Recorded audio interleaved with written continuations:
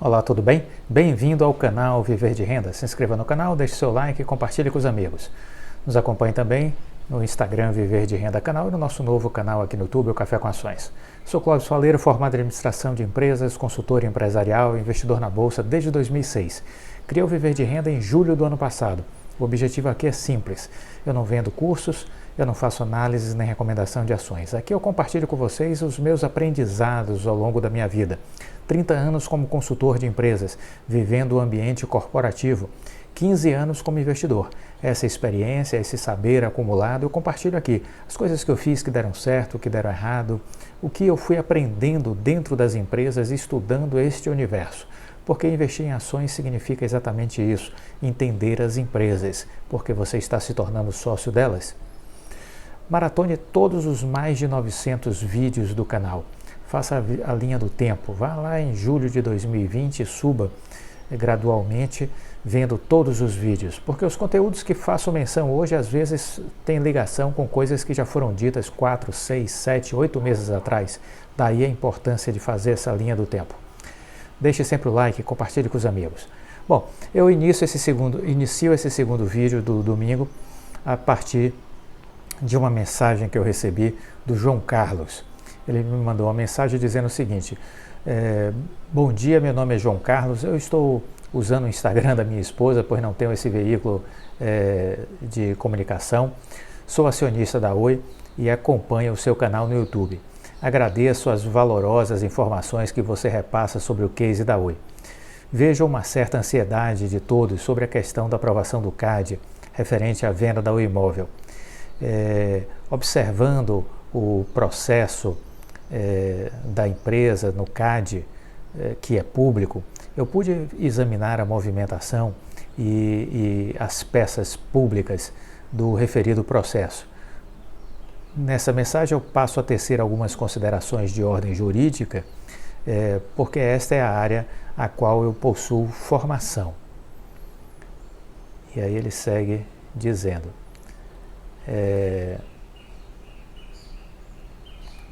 Acredito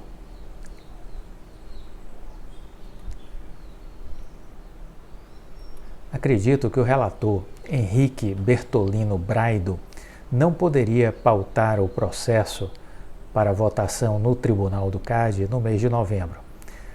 Por uma questão simples, o despacho da superintendência que foi chancelado, o acordo com as operadoras TIM, Vivo e Claro, ele foi publicado no Diário Oficial da União em 4 de novembro.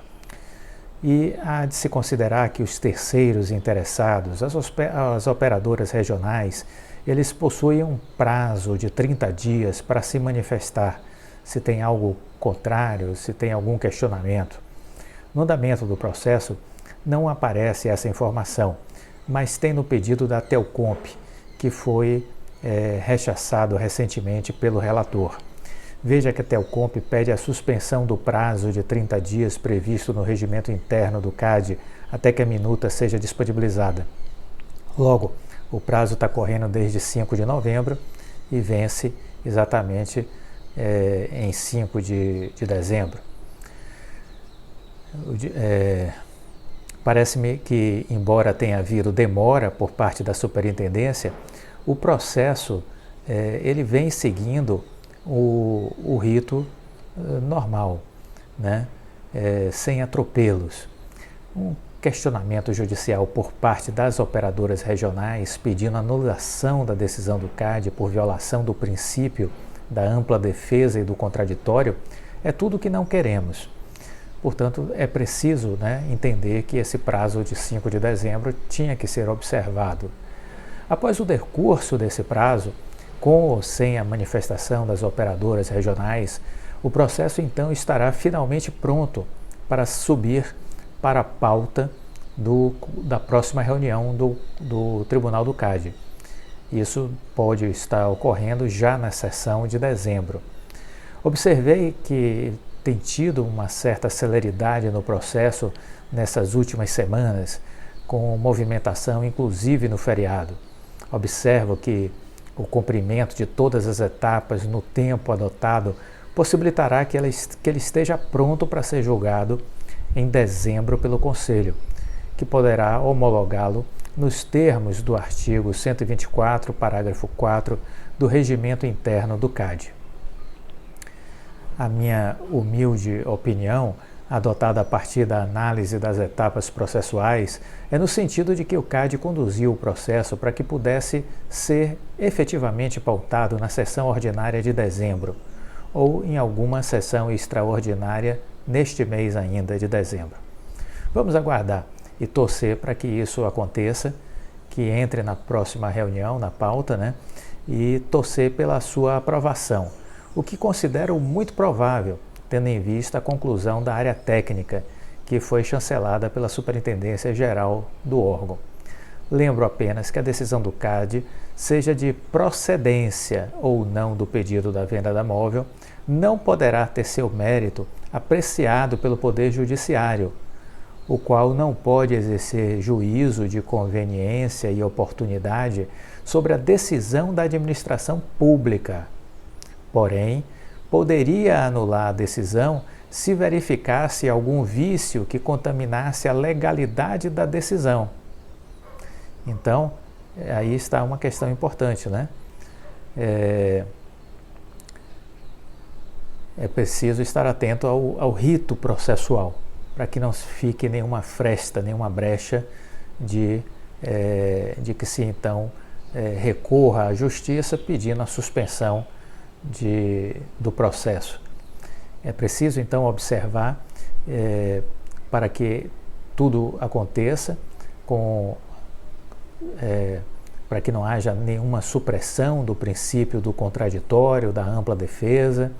O devido processo legal administrativo precisa ser observado a fim de que a decisão da administração não seja invalidada. Então, a partir do escoamento do prazo de 30 dias citado, o processo estará maduro para julgamento sem que haja o risco de anulação em virtude de eventual supressão do direito de manifestação das operadoras regionais. Esse é apenas um breve panorama jurídico que eu gostaria de levar ao seu conhecimento. Não sei se vale a pena publicá-lo, pois é apenas a minha inferência a respeito dos autos do processo e uma opinião do que poderá acontecer já neste mês de dezembro. Novamente agradeço seus ensinamentos e sua dedicação em nos passar a sua visão e sua experiência. Olha, eu lhe agradeço, né? Lhe agradeço mesmo pela sua mensagem, né? E faz todo sentido o que você colocou aqui, e acredito que é isso que legitima, né, a nossa ideia de que estamos em condições, estamos, vamos dizer assim, numa situação favorável para que aconteça finalmente a manifestação do CAD agora na próxima reunião, né? Acreditamos mesmo que isso possa acontecer. Todos os cuidados, obviamente, a gente percebe aqui, né, que estão sendo tomados no sentido de não deixar brechas a tentativas de anulação das decisões pela não observância dos ritos processuais, né? E assim, João Carlos, você está coberto de razão. Esse é o entendimento que a gente tem. A única questão que eu coloco é que entendo eu que houve uma demora excessiva, né? Essa é uma mentalidade, infelizmente, própria da cultura brasileira, em especial do serviço público. Algo que precisa ser modificado. A gente não pode aceitar isso, entender que isso é normal, que isso está certo, é preciso questionar, é preciso tentar mudar, né? Em outras sociedades, em outros países, a celeridade no serviço público é infinitamente maior, né? Aqui há um procrastinar excessivo. Quando a gente entra nas questões, por exemplo, do judiciário, você vê aí processos tramitando na justiça, você que é advogado sabe muito bem disso, por 20 anos, 30 anos. Isso é inconcebível. Você não vai enxergar esse tipo de coisa acontecendo na justiça dos Estados Unidos, na justiça alemã. Você não vai encontrar esse tipo de coisa acontecendo. Então, algo está errado.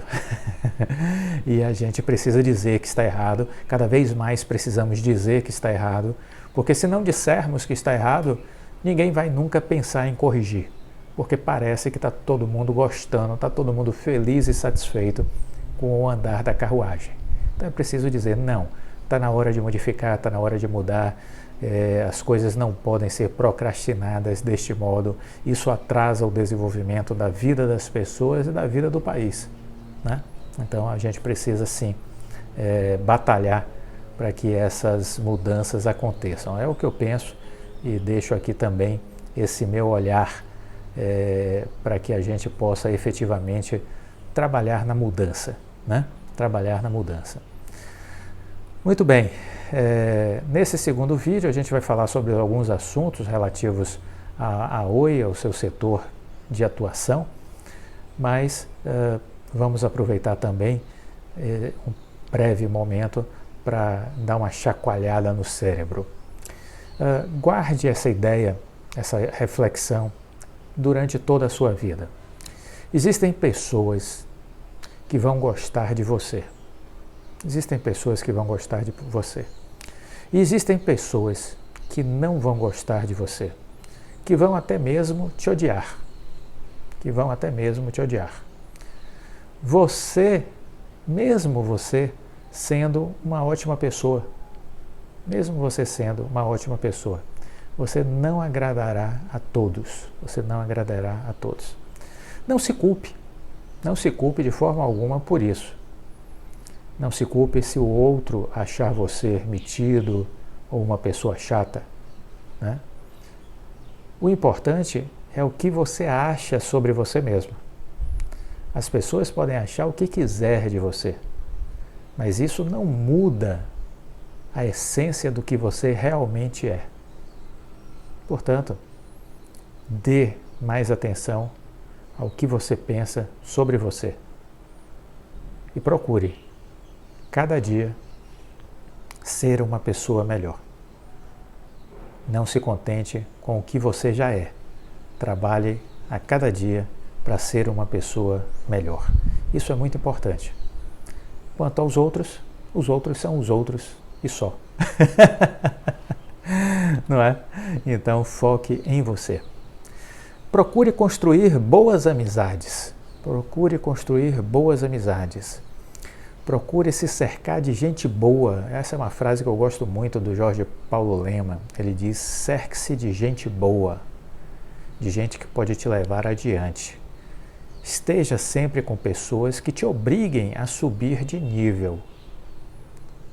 Esteja sempre com pessoas que te obriguem a subir de nível.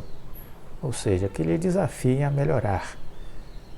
Para estar na convivência com essas pessoas, você precisa crescer, precisa ficar maior a cada dia. Isso é muito importante, que você se cerque de pessoas assim, certo? Para finalizar essa sessão, eu vi uma frase da Cris Arcangeli, empresária, e ela disse algo que eu acredito muito. Ela disse assim, eu sempre tive sorte na vida, mas a sorte sempre me achou trabalhando.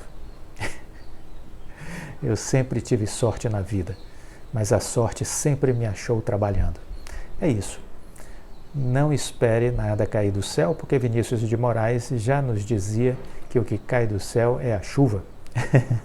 Portanto, conecte a sua mentalidade com a construção de coisas melhores, trabalhe, tenha metas ousadas, se desafie, busque crescer, busque ser melhor a cada dia, nunca se satisfaça, nunca se dê por satisfeito com as coisas que você conquistou.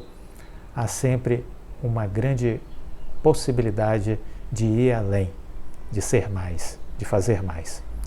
Muito bem, nesse segundo vídeo eu resgatei duas matérias do início deste ano de 2021 que falam sobre um investidor da Oi, um tubarão que está investido em Oi, posicionado em Oi, um fundo de ações, uma empresa que administra o fundo de ações, né? A Moá Capital. A Moá Capital. E aí eu quis fazer essa reconstituição para a gente ver o que eles estavam pensando no início do ano e como eles olham para a Oi, né? Como eles olham para a Oi. O fundo de ações indicado como a melhor aposta para o investidor que busca risco e retorno em equilíbrio não é de nenhum gestor badalado. Os sócios da Moa Capital, Cássio Bruno e Luiz Paulo Aranha, são pessoas discretas e fazem aquele estilo low profile. Mas eles estão com uma missão de conseguir encerrar o ano de 2021 como um dos destaques da categoria, conforme indicação do estudo da Levante Advice, a plataforma de análise de gestoras e fundos de investimentos recém-lançada pela casa de análise homônima. É bom reforçar que ser o fundo de ações de destaque do ano não necessariamente indica ser o de maior rentabilidade. Esse peso Bruno e Aranha não vão carregar. No estudo proposto pela Levante Advice, que entregou 4 de 5 estrelas para o Moa Capital, a parte quantitativa, risco, retorno e liquidez, tem peso de 50%. A outra metade fica com a análise qualitativa, ou seja, pessoas, processos de investimentos e pessoas. O resultado não é uma surpresa. A Moa pode não ser o que vai trazer, o fundo de investimentos Moa FIA pode não ser o que vai trazer maior retorno, mas ele é consistente, diz Felipe Bevilacqua, da Levante. Sem falar que a gestora é um negócio de recorrência e precisa ser perene. Vemos o Bruno e o Aranha fazendo isso daqui a 10 anos. Fundada em 2014, quando criar uma gestora independente era ainda um palavrão, a Moa Capital é a união de uma amizade entre Bruno e Aranha que vem desde o ensino médio. A caminhada deles no mercado financeiro também começou junta. O primeiro emprego deles foi na tesouraria do Banco Votorantim. De lá, eles tomaram rumos distintos. Bruno passou pelo Pátria, Ashmore e Canvas, e Aranha pelo Capitânia e LLA Gestão. A empresa foi bem planejada, com pessoas experientes em asset, diz Adriano Leite, sócio e diretor de relações com investidores da Moa Capital. Não foi uma leva que saiu da tesouraria de banco para montar uma gestora. Esse histórico ajudou o Moa Capital FIA se segurar no mercado Bravil, por exemplo, de 2020. Tanto Aranha como Bruno vivenciaram a crise de 2008. Na época, mesmo como jovens gestores, eles conseguiram entregar um bom resultado, o que se provou consistente após a recuperação do mercado. E eles continuam entregando performance. Em 2008, eles apresentaram um cartão de visita para a carreira de gestores, com patrimônio líquido de 2,8 bilhões, 3.200 cotistas, investimento mínimo de R$20 mil, taxa de administração de 1,85%, liquidez de D mais 18. O fundo de ações da Moa Capital bateu o Ibovespa em 6 dos 7 anos que está aberto. Somente em 2015 o resultado foi menos 16,5 ante menos 13,3 do Ibov. Na carteira atual do fundo aparecem empresas como a Via, o Itaú, Banco do Brasil, Petrobras e Oi, entre as posições superiores a 5% dos investimentos. Com um time de 20 pessoas, a gestora acompanha com lupa até 120 empresas para escolher então as que vão constar na sua carteira. Além das principais no Brasil, companhias de peso no cenário internacional, em setores de mineração, óleo e gás, papel e celulose, além de tecnologia e streaming, ficam no radar. Durante o pior momento da pandemia, o Moa Capital apanhou por 2 semanas, foi o tempo da equipe de gestão fazer a leitura do que acontecia e rebalancear a carteira. A partir daí, alguns ativos foram adquiridos, entre essas ações estava Magazine Luiza, que eles tinham se desfeito alguns anos atrás, e algumas do setor de real estate, que já não faziam mais parte da carteira. 2021, a gente entende que vai ser um ano difícil, o mercado tende a ter volatilidade, mas seguimos fazendo o nosso trabalho. Então essa foi uma matéria que saiu em fevereiro de 2021, falando um pouco sobre a Moá Capital. E uma outra matéria, já de janeiro, feita pela Bloomberg, dizia assim: com apostas controversas, Moá Capital salta de tamanho. Um dos fundos de ações com maior captação líquida no ano anterior aposta em algumas ações que são deixadas para trás na Bolsa Brasileira. Assim como a maior parte dos investidores locais, a Moá Capital tem cerca de 5,3 bilhões sob gestão, está confiante que o crescimento econômico tende a acelerar, embora haja muita volatilidade pela frente. Tudo vai depender de como o governo conduz a agenda de reformas, mas a empresa, a Moá, possui algumas ações que são muito sensíveis em sua carteira, como é o caso de Cielo e Oi. Estamos otimistas com a Bolsa, com o mercado, entendemos que haverá no decorrer do tempo um crescimento mais robusto, buscamos olhar o que o mercado precifica em determinada ação e ver se isso é razoável. Esse é o nosso DNA. Esse é um dos pilares que sustentam a tese, por exemplo, de investimento em Cielo e em Oi. Entendemos que a ação vale mais do que está sendo negociada em um eventual momento. O lucro estabiliza e começa a crescer. Para a Oi, que registrou prejuízos recentes e consequentes, né, e ainda está em uma fase de reestruturação de dívida e de processo de recuperação judicial, Aranha cita que o foco na expansão de rede de fibra ótica é algo muito inteligente. Vemos valor nos ativos da empresa, com uma capacidade substantiva de gerar caixa muito grande. Mas o mercado está olhando só o curto prazo, em que a companhia está queimando caixa, não consegue enxergar o futuro. O Moá Capital é um dos fundos de ações com maior volume de dinheiro novo no ano passado, encerrou captações, por exemplo, em 2019 com 2,6 bilhões e já evoluiu para 5 bilhões e assim segue crescendo e ampliando sua participação de mercado. O fundo foi criado no segundo semestre de 2014, quando o Brasil caminhava para a maior recessão de sua história, em meio a uma turbulência política. Montamos no pior momento do mercado, mas era o tempo necessário para que a empresa amadurecesse e tivesse track record para termos uma captação razoável. Depois, Cássio Bruno e Marcelo Romeiro ingressaram como sócios e a performance do fundo vem sendo muito positiva nos últimos 5 anos. Então, aí um pouco de informação sobre a Moá Capital, que é uma dos grandes que tem uma posição relevante na Oi. E vale a pena estar atento ao que eles fazem, ao que eles pensam, ao que eles dizem, né, e aos seus movimentos. Vale sempre a pena estar atento a isso. Uma outra coisa que eu queria destacar nesse vídeo é que temos aí uma decisão favorável à baixa do ICMS por parte do Supremo Tribunal Federal, e isso feito, a Conexis Brasil Digital se manifestou sobre o assunto e rechaçando, inclusive, um posicionamento da Concefaz, que tinha sido endereçado ao STF com relação a essa questão do ICMS. O setor de telecomunicações tem dado relevantes contribuições para a sociedade e há anos convive com uma das maiores cargas tributárias do mundo.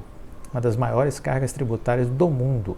Quase 50% do que a gente paga aí nesse segmento é imposto. Importante que você saiba isso. Uma parcela significativa do ICMS foi considerada inconstitucional de maneira unânime pelo STF, por estar acima da alíquota geral praticada pelos governos.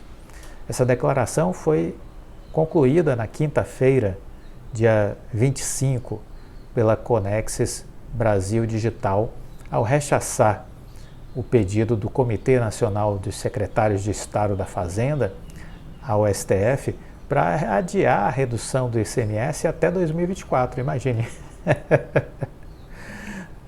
A Concefaz tinha se manifestado por meio de carta endereçada ao STF, de um pleito endereçado ao STF, de que essa redução de alíquota do imposto sobre serviço de telecomunicações vai implicar em perda de receita para os estados, que pode chegar a 27 bilhões por ano. Eu lamento, vocês ganharam indevidamente por anos, não é?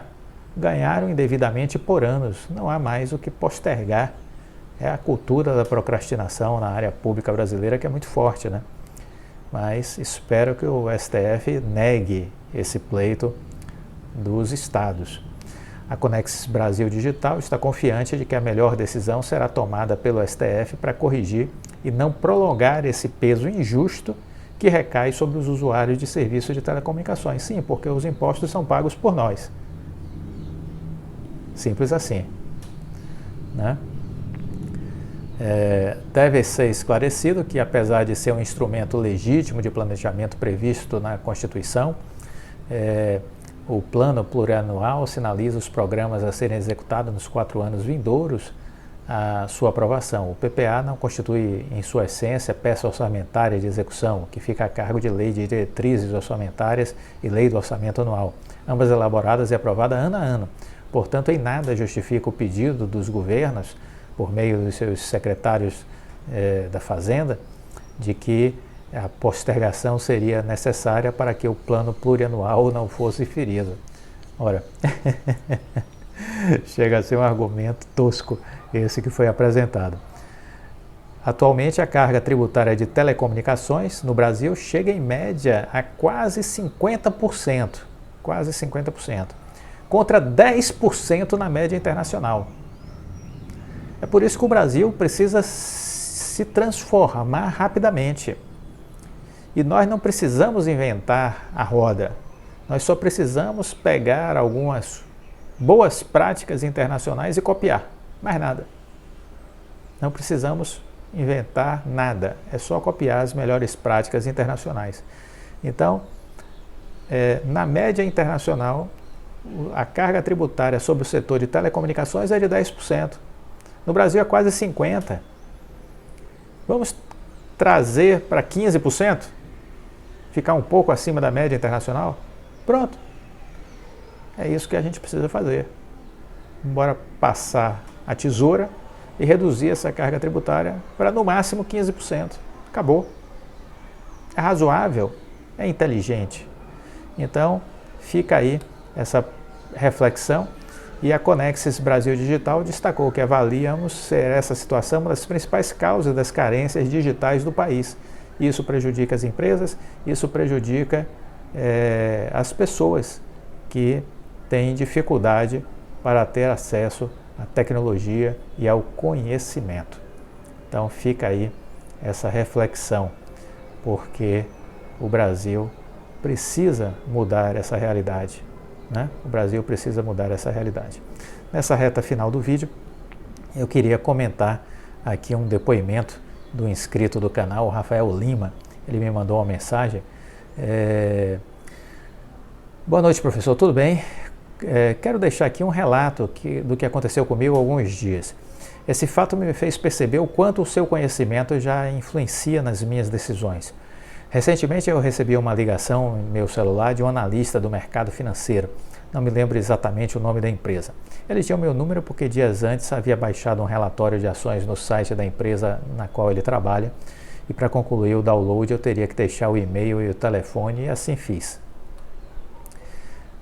Aí ele continua aqui dizendo, dias depois me liga esse cidadão, não me recordo o nome, dizia ser analista do mercado financeiro e queria saber se eu tinha interesse em ouvi-lo. Eu respondi que sim. Logo ele me perguntou qual era o meu nível de investidor. Eu disse que era iniciante, estava há pouco tempo na bolsa, começava a entender tudo isso agora, que era o meu primeiro contato com esse mundo, e isso vinha de um ano para cá. Então ele me perguntou se eu já tinha alguma ação ou fundo imobiliário preferido que eu estivesse de olho. Eu respondi que com o pouco dinheiro que eu iria começar, que eu estava começando, não fazia sentido eu colocar em um fundo imobiliário, que isso não iria alavancar do nada o meu pequeno dinheiro, meu pequeno investimento. Ele disse, interessante seu pensamento. E ação, você já tem alguma? E ação, você já tem alguma? Aí eu respondi, sim, eu tenho a Oi BR3. E ele prontamente me disse, mas você sabe que essa empresa está em recuperação judicial, certo? Sim, mas ela está saindo, respondi eu, da recuperação como uma das maiores empresas de infraestrutura de fibra ótica do mundo. E para isso ainda tem o BTG como sócio, que tudo que toca vira ouro. Eu sei que 80% das empresas que entram em recuperação judicial não saem, mas pelo que eu tenho percebido é porque elas pagam as dívidas e acabam morrendo, pois não tem mais nada para dar continuidade. Já a nova Oi, ela, além de toda essa parte de fibra, ela tem a Oi Soluções. Ela também tem a Vital, que é a infraestrutura de fibra. Ela tem a Serrede e tantos outros braços que eu estou sempre acompanhando as falas do presidente da empresa, o Rodrigo Abreu, sempre atento ao líder da empresa. Eu confio nele. Nesse momento, ele me questionou em tom sarcástico,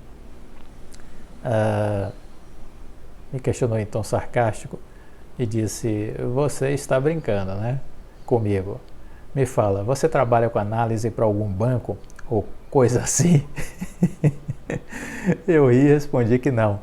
Ele me perguntou se eu seguia algum youtuber famoso. Eu disse que não.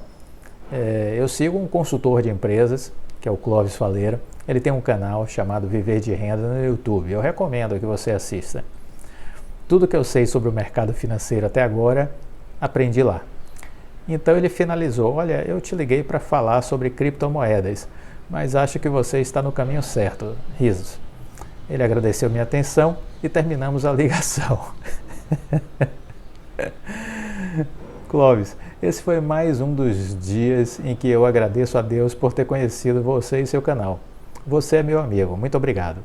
Olha, Rafael, eu fico contente com sua mensagem, né? Fico feliz com sua mensagem.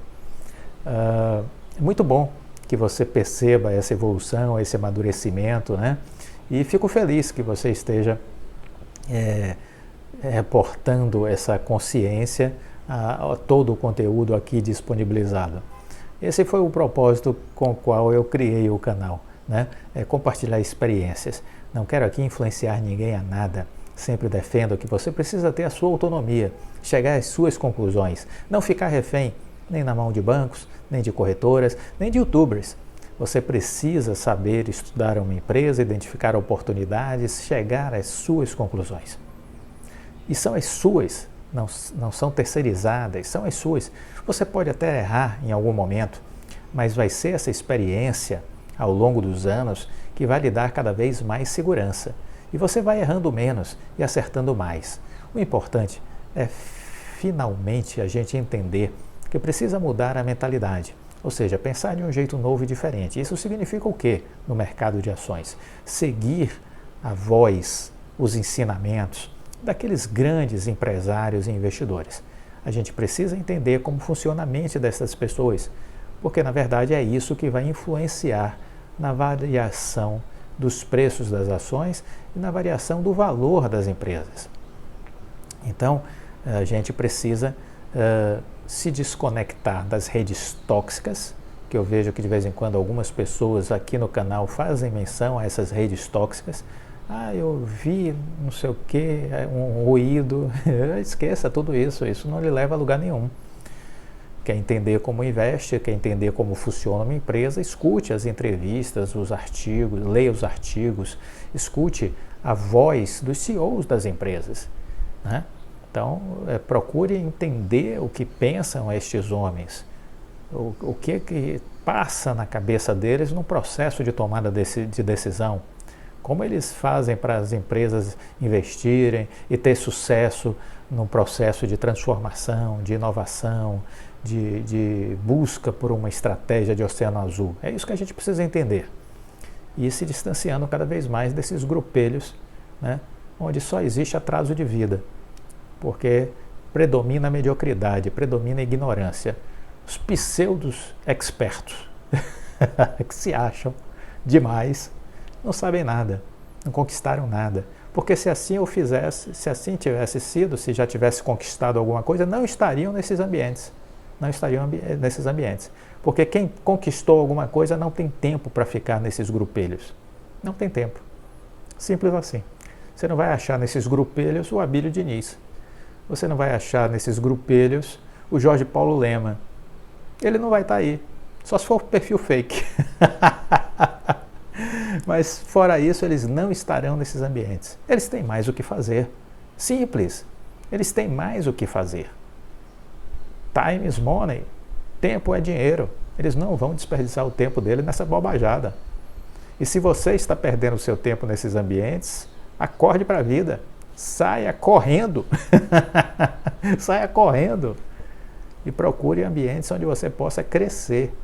Procure espaços onde você possa aprender. Existem alguns, sim. Esteja neles. Entendeu? Eu queria dizer para vocês agora, para finalizar, para a gente fazer um fecho nesse segundo vídeo de hoje, que um estudo realizado pela consultoria McKinsey constatou que as empresas que possuem maior maturidade digital, especialmente aquelas capazes de usar de melhor maneira possível a avalanche de dados disponíveis no mercado, apresentam taxas de crescimento de EBITDA até 3 vezes maior em comparação com as outras, que não possuem essa habilidade, essa competência. O resultado do levantamento, que analisou o desempenho de mais de uma centena de empresas brasileiras, é incontestável.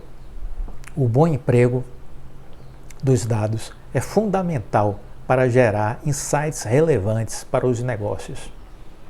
Nesse contexto, uma empresa chamada Kairos, que é um grupo internacional de origem francesa especializado em inteligência de dados, transformação digital e consultoria em gestão de empresas, tem contribuído de maneira decisiva para que um número crescente de companhias alcance resultados cada vez mais expressivos. Quem não seguir por esse caminho terá perda de capacidade, perda de eficiência e de produtividade em relação às empresas que forem realmente nessa direção. Não há dúvida nenhuma que o uso inteligente de dados resultará sempre em informações relevantes para os negócios. As empresas brasileiras elas estão cada vez mais atentas a essa situação. Em 2021, a Kairos conquistou o número recorde de 28 novos clientes e muitos outros estão engatilhados. São companhias de setores diversos, quanto saúde, farmácias, farmacêutico, setor aéreo, financeiro, agrícola, de energia e telecomunicações, apenas para citar alguns exemplos. Mas afinal, o que a Kairos oferece? O mais tradicional é a consultoria, que pode levar de 1 a 3 meses para ser concluída, a depender do porte do cliente. A empresa, contudo, vai muito além. Feita a consultoria, o passo seguinte é oferecer um roadmap, para que o cliente efetivamente transforme os seus dados em conteúdos importantes e, obviamente, transforme isso em lucros.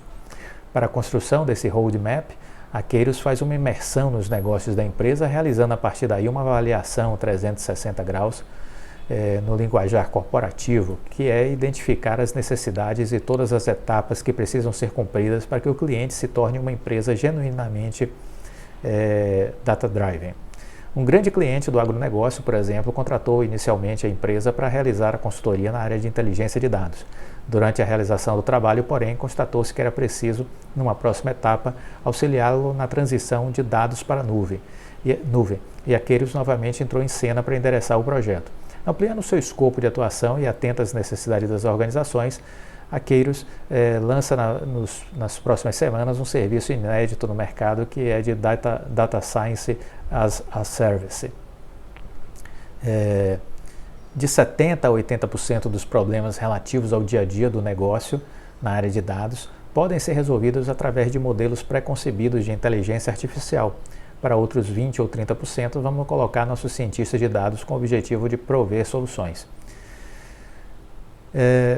Dito isso, o que é que eu gostaria de finalizar? Este é um universo onde está inserida a Oi Soluções. Este é um universo onde está inserida a Oi Soluções. Portanto, é importante a gente estar procurando entender cada vez mais os projetos da empresa, o que tem sido feito nessa área, e essa foi uma demanda que eu fiz recentemente ao RI da empresa. Eu solicitei que eles me ajudassem a interagir com a área da Oi Soluções para ter mais propriedade sobre as coisas que a Oi Soluções está fazendo, sobretudo no ambiente corporativo, porque precisamos criar essa via de comunicação, precisamos divulgar mais o que a empresa está fazendo, porque eu julgo a Oi Soluções uma espécie de joia da coroa, e a grande maioria dos analistas não sabem que ela existe ou sequer o que ela faz. Então, é uma pobreza mental muito grande. E é uma área que eu olho, que é a área de tecnologia, e enxergo como um grande potencial de alavancar recursos, de gerar imagem para a Oi, de posicionar a Oi no futuro. Então, eu estou sempre olhando esse universo porque vejo que esse é um universo em grande movimentação, numa movimentação acelerada, e que isso tudo há de gerar um fluxo de receita e há de gerar um poder de multiplicação de valor muito grande e de forma acelerada. Vamos olhar mais para a tecnologia, vamos entender mais sobre tecnologia, vamos entender mais sobre a Oi Soluções, porque o contexto onde ela está é altamente promissor. Aqui citei o caso de uma empresa francesa que está no Brasil desenvolvendo uma série de produtos, serviços e consultoria. O mesmo faz a Oi Soluções. O mesmo faz a Oi Soluções. Isso é para vocês perceberem de que a empresa está no caminho certo. Gostou do vídeo? Deixa o like, compartilhe com os amigos. Fique com Deus e até a próxima. Tchau.